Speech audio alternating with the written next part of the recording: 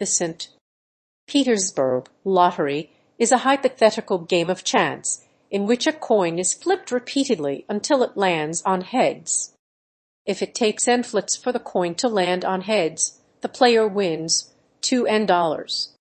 The expected value of this game is infinite, which means that, on average, players can expect to win an infinite amount of money.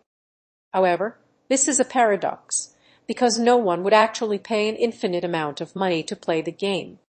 The paradox arises because the expected value of the game is calculated by taking the average of all possible outcomes. In the case of the St. Petersburg Lottery, there are an infinite number of possible outcomes, each with a different probability.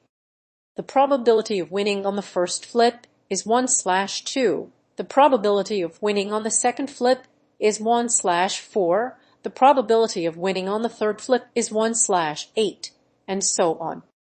The expected value of the game is calculated by multiplying each possible outcome by its probability and then adding up the results.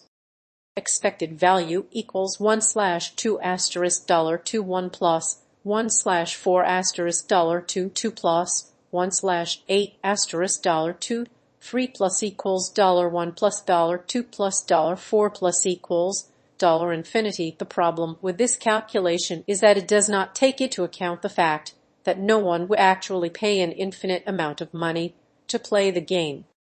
The most that anyone would be willing to pay is a finite amount of money, which means that the expected value of the game is actually finite. The St. Petersburg Lottery is a paradox because it shows that the expected value of a game can be infinite, even though no one would actually pay an infinite amount of money to play the game. This paradox highlights the importance of taking into account the actual behavior of players when calculating the expected value of a game.